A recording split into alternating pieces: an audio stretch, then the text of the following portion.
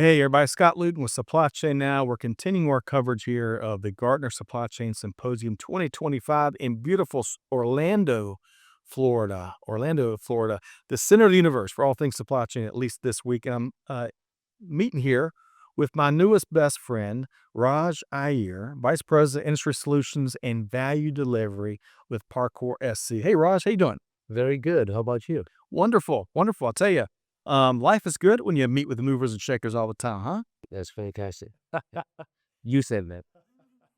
All right, so Raj, we got a lot to get into here today. But I want to start with where you live, where you call home, and that is Boise, Idaho. Did I say that right? Boise? That's exactly the way a Boisean would pronounce. Okay, excellent. I feel like I've earned a credential there. So tell me, when I think of Boise, I think of beautiful nature, trees. I think City of Trees is one of its nicknames. That's correct. You've been there since 2013, if I'm not mistaken. What is one of your favorite parts about living in that part of the world? The best part of it is actually two or three. Number one, it's got all four seasons. Number two, and I came from Texas. And because I came from Texas, there was only one season. Right. Reality. Yeah. That's right. And then the other thing that I like about, and it's the kind of thing that I tell my friends. Boise is one of the few places where you can ski in the morning, golf in the afternoon, and go for a swim in the evening. Oh, nice. Right? Because it's only about 16 kilometers away to a ski slope. And you could still be having a medium warm day in the valley while you have wonderful snow in the mountains. Okay. Man, sold. I'm moving there next month. It's a wonderful place to move, great place for family. Okay, and so the people, they love people as well, huh? Yeah, very, very good people. Outstanding, outstanding. Well, I'm so glad you're here, though, in Orlando, because we got a lot to get into when it comes to supply chain. Now, Raj, I want to ask you, I know you're invited to keynote at a lot of conferences like Gartner and many others. What's one of your favorite components of events like these? I like keynote speaking because it allows you to project your thoughts, distills your ideas when you are talking to a larger audience. At the same time, not get into really nitty-gritty, but provide the essence of what you're trying to do in terms of technology, in terms of supply chain. But what I really like is being in panels because you get to talk to supply chain leaders. And when you talk to supply chain leaders, they have a way of thinking about things that connects with what we are trying to do in technology, Right. but it has a different viewpoint. Okay, they will not only talk about challenges, but they talk about outcomes and how you can get to that outcome. So one of the things I really enjoy about this is meeting these people who have been in these top positions and getting their perspective. I completely agree. I do more panels than I do keynotes, and that's by design because I enjoy those a lot as well, whether I'm moderating or sitting on the panel. That's right. The kindred spirits is what I enjoy, the camaraderie. But to your point, there is a practicality that supply chain leaders do speak to, and it really challenges other parts of industry to step up and help them make it happen, huh? Yeah, absolutely. And really, you're actually not only getting their perspective, but for those few minutes, you're all on equal terms. And it really makes you feel good to be talking to these people. I'm with you, Raj. It reminds me of something that an earlier guest shared with us. He was talking about how the global supply chain industry can be a unifying force. Yes. And we need a whole bunch more of that here in 2025. Would you agree? Yeah, absolutely. And I think the point that I do want to make is people do not understand that the importance of supply chain goes much more than profitability, much more than supplying goods on time. It also is nature's largest consumer of carbon. Yes. And so how we work with that is going to be a very important criteria as we move along in the supply chain journey. Yeah, well said. Well said. All right. So speaking of, looking at your journey, you've been an industry professional, industry practitioner for a long time. I mean, some of the companies you've worked with, 3M, Dell, AMD, Micron, many others. I want to ask you, why the need here in 2025 for true dynamic decision intelligence? It's a great question. So here's the situation. The situation is, for years, we've been focused on planning. And the reasons were very sound. You have so many advanced planning systems that allow us to be able to plan effectively for a horizon of between 18 to 24 months. Having said that, that was providing some level of visibility, but that visibility is entirely transactional. So now, in this day and age, with IoT devices, with syndicated data coming in, with all of the other systems which were really done for the right reasons, the WMS, the TMS, you're getting billions of signals. In fact, I heard at Gartner today about the number of signals that's coming in. We have never been more data rich and information poor. And that is a very key thing because there is so many signals coming in.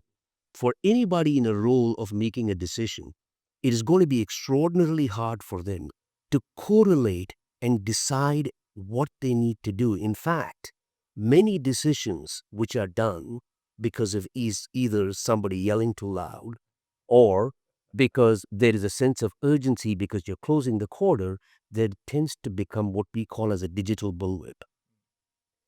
So what decision intelligence does is the ability to harness all of this data, make sense out of it, and only surface what you need to intervene into. So it's actually a noise cancellation. Because you're getting billions of signals, how do I discern which ones are important and which ones are not? And that discernment is provided by decision intelligence through artificial intelligence and machine learning. Raj, I love that. It's poetry to my ears. Supply chain poetry, maybe. On the first part, you mentioned kind of I've heard it put as the tyranny of the urgent, right? And you're talking also about the folks that have just the loudest voices. Yeah. Uh, Urgency and volume Mm-hmm. can oftentimes be very poor reasons to start with what they're suggesting, Exactly. right? Yeah, exactly. And that's where it goes to your greater point, the noise cancellation. That's such a great analogy. So we can really focus on the holistic data and let the data tell us the right moves to make, the smartest moves to make in priority and sequence. And there's a ton of value to be unlocked there for organizations. You caught it right, but there's a couple of other nuances to what you just said. The first nuance is just by displaying the data to you and telling you something is either likely to occur or has occurred, there could be, at one time we used to talk about managing by exceptions. Right. Today, you cannot manage by exceptions because the number of exceptions is in hundreds and thousands. So how do I discern which exceptions I should be looking at? And if I were to do something about it, is it even feasible? Yes. That's what decision intelligence does. It gives you, these are your options. These are things which are going to be harder to achieve than the others. Yep. And here is your cost benefit analysis so that you are making the right kind of choices, but it's already filtered out to a handful. Yeah. And that goes back to what you were saying earlier, data rich, information poor. Yes. We're going to be data rich whether we like it or not. It's everywhere, coming at us everywhere in 2025. But we've got to be more wealthy, so to speak, when it comes to real information that we act on and make decisions with them. Exactly. Okay. Exactly. All right. So expound, before we talk about Parkour SC, cool things you are doing there, expound a little bit more on your approach to achieving real dynamic decision intelligence. Yeah. I don't want to get too technical, Okay, good. but here is what I like to tell people. We provide a single pane of glass across all of your existing legacy systems. Because legacy systems, well-intentioned, and they do their jobs. So we are just augmenting your legacy systems so that you can actually enrich your investments even better with your legacy systems. So that single pane of glass, the first thing that we do is to eliminate the noise, right? So that you know exactly where I need to intervene. Right. But then bring the next layer into it. let's make it not only deterministic, but also predictive. That means I'm looking at your historical data, whether it is your suppliers, your sourcing strategies, your throughputs out of your factories, or your logistic providers, whatever that might be, you already know while your planning parameters might be indicating that this is what should be done by the plan, which is still a very sound way of bringing an organization together. But now what you've got is somebody telling you, actually, this is what you should be using based on the seasonality, based on the syndicated data that is a port strike or a train strike in Germany, Right. because of which goods are not going to be transported. So you are getting predictive information so that you can act on it even faster. The third layer that we bring in is the prescriptive. And this is one of the areas which is going to be a big challenge for companies to be able to not only be predictive but prescriptive, but then go the next step and automate it. Automate the obvious, because that's where the trust needs to come in. So one of the things that we tell customers is start small. Let's take a big problem. Let's break it down and let's prove it. And then expand it, because now I have all your data, right? The other thing that we do, which I think is extremely important, and I think a lot of AI vendors should be looking at, how do I take in data in a most easy fashion? Because one of the big challenges, even when I used to be in planning, was all around how do I get the data, the integration nightmare, right? All the different And systems. then I've got a planning platform which has got a particular way I need to get that data. What we do it is schemaless. We can ingest any data in any format you give. Give me the outcome. We will select the data. We will create the digital twin or twins and relate cause and effect and predict based on what I already know or what is likely to occur, and give it in probabilistic terms. So that's what we do. Pretty impressive there, Raj. Pretty impressive. And I thank you for keeping it as simple and approachable for not just me, but a lot of our other viewers out there. So I'm going to take a stab at simplifying. Too much so, because there'll be plenty of nuance. But creating back to the transparency involved, and then the discernment, right? What we should be looking at. And then the next step is being able to really predict the future much more accurately and effectively, to the point where there is a comfortability with automating that those future insights, essentially, right? Perfect. You did much better. Okay. Well, all those layers, I follow right with you. It's like we're making a supply chain sandwich. I was right with you, Raj. Love it. So let's talk now about Parkour SC, because y'all been on the move, really acting on a lot of what you've been describing here. Tell us about the company. It's a Palo Alto company. It used to be known as Cloudleaf about 10 years ago. And the birth of the company was all around when there was a big influx of IoT devices. So the then company thought, hey, listen, I need to create a platform, a technology stack, which allows me to be able to take in high volume, high frequency data, and which is event driven. And I need to be able to consume it in milliseconds. Okay. Okay, so that's how it started. 4 years ago, there was a rebirth. We have a new CEO. What he said was, and he brought some technologies from various other companies to make it so that it's not only that, but has the ability to create margins. So it's no longer just tracking and tracing. Right. Yeah, it's much more than that. I'm going to bring in all the data in however fast you can send it to me, and then create this layer on a network topology so that I can show this data as a digital twin and how movements are happening on a network topology, and allow people to not only look at what is currently happening and therefore what actions you need to take, but what is likely to happen based on using historical data and syndicated data. Okay. It's you remember Back to the Future, that great movie with Michael J. Fox? And it might have been in the sequel that Biff came across the the sports almanac of the 40 or 50 years in the future, right? And so he knew exactly what was coming and grew a fortune in that movie because he had it on the book.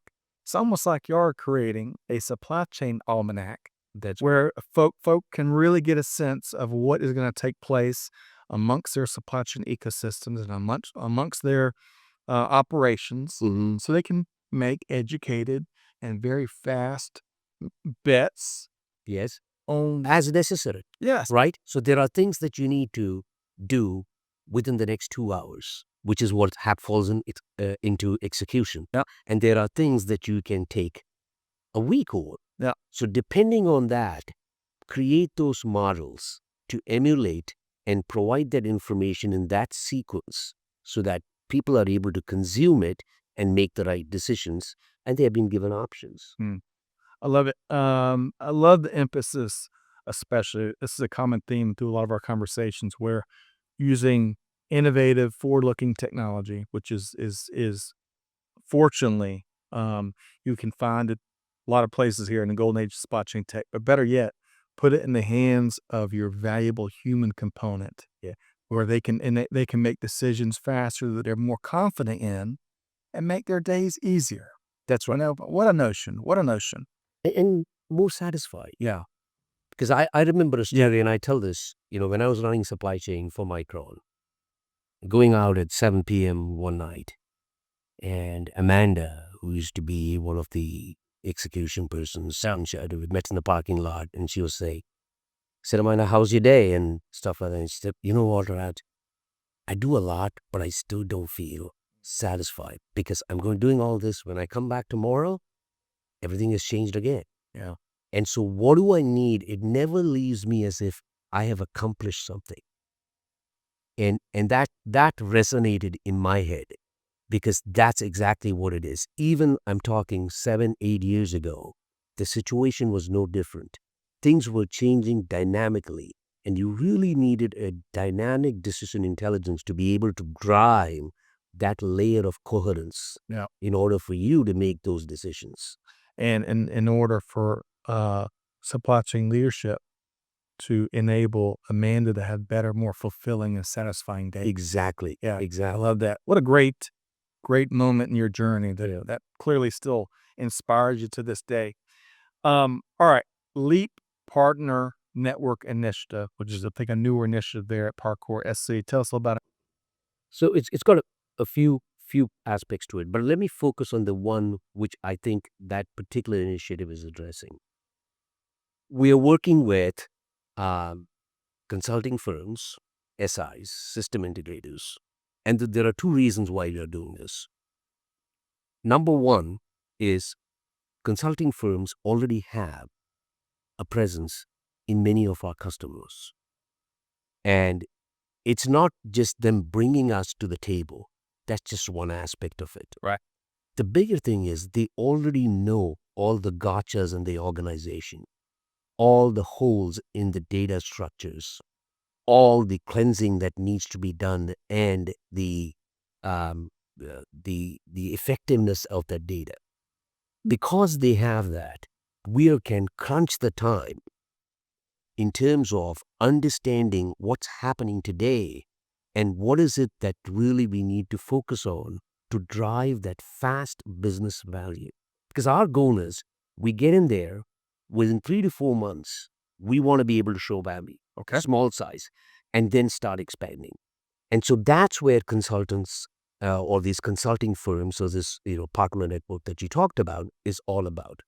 There is another aspect that we think is very, very good.